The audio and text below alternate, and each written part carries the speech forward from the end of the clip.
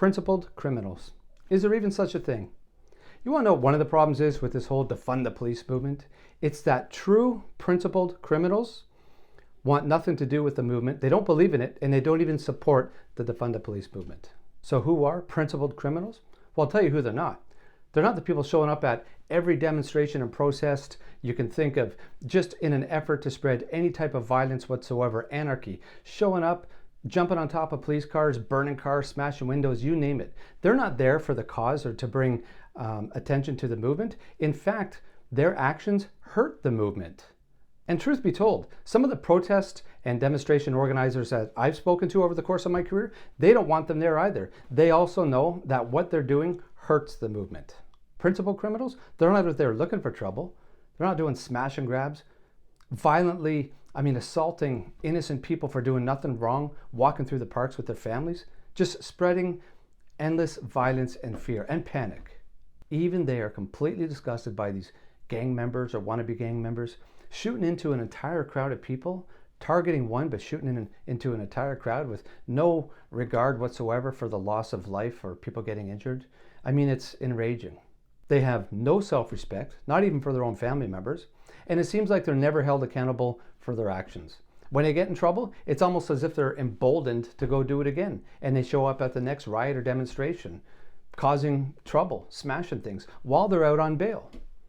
So another movement you may have heard of, besides defunding the police, there's also those that want to abolish the police completely.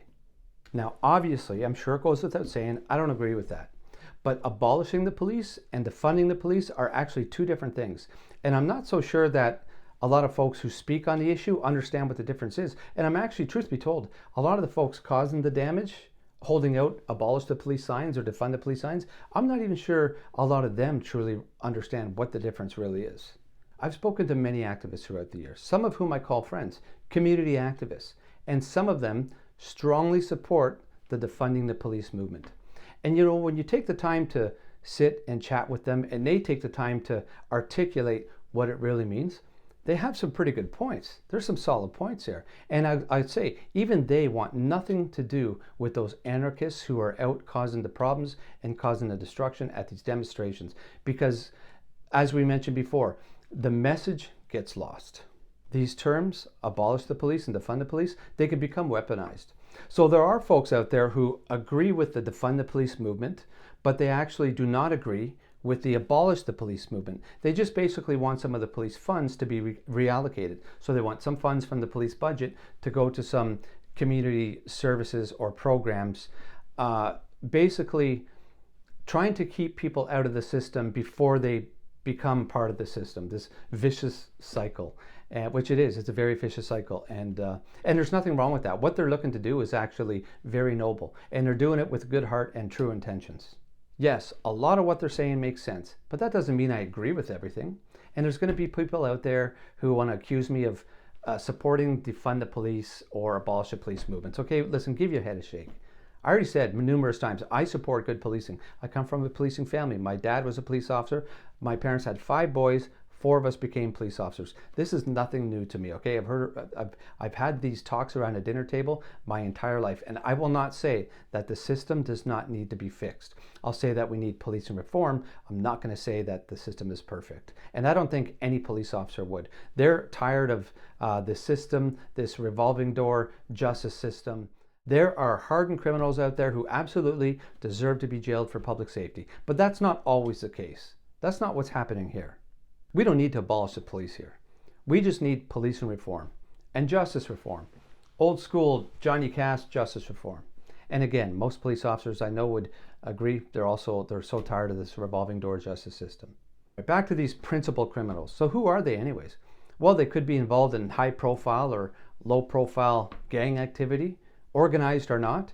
They could be involved in frauds, thefts, other white collar crimes.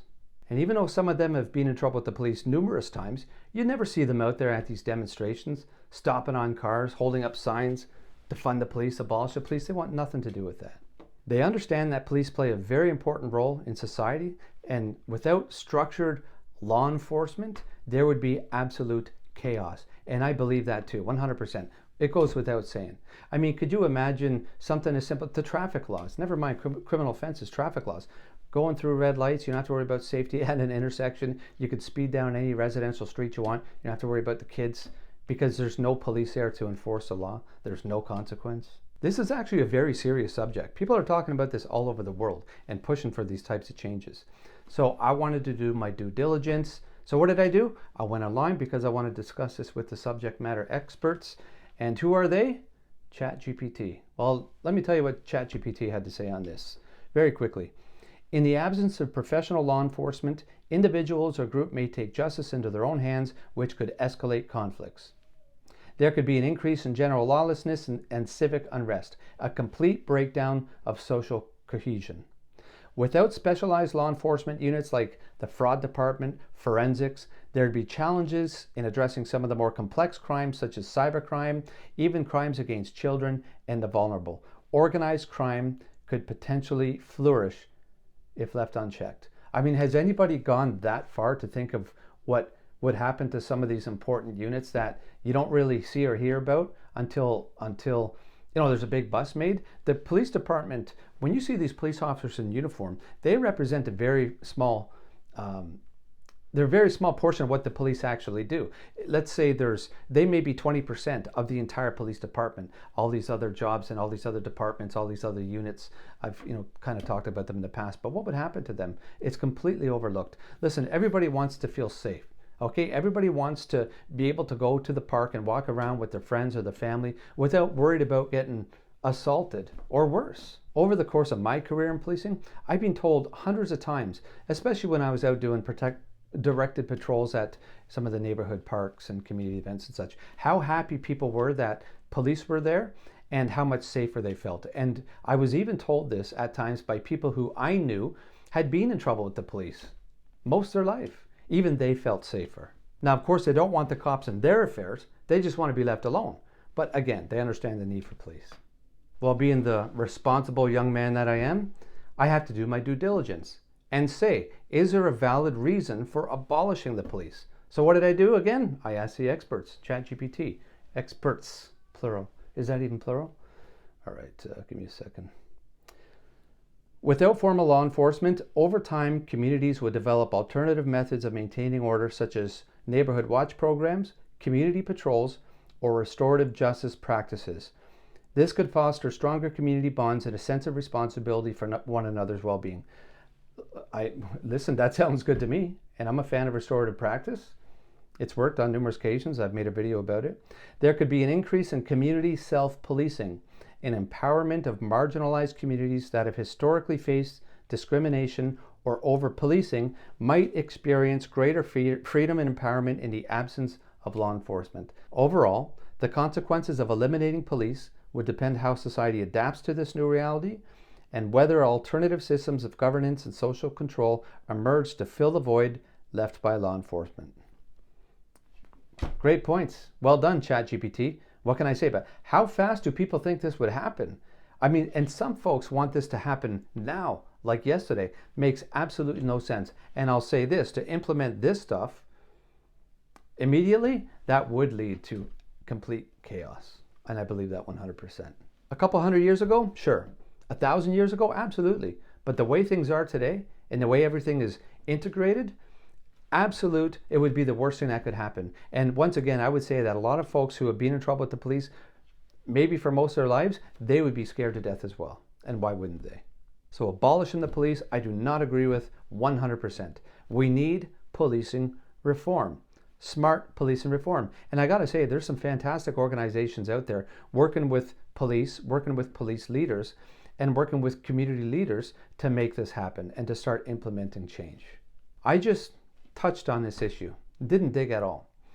I've been interviewed by media outlets right across the entire country because of some of the content that I post, but also because of the replies that you post. There are people out there paying attention, leaders, people with some pull. So listen, if you have something constructive that you want to say, please leave a comment. I read every single comment, and if it's appropriate, then I make sure I respond. So thank you once again for paying attention and for making it this far. I really appreciate you taking the time. I know I've ranted long enough. My apologies for that. So listen, once again, be safe out there, look after one another, and perhaps we will see you again.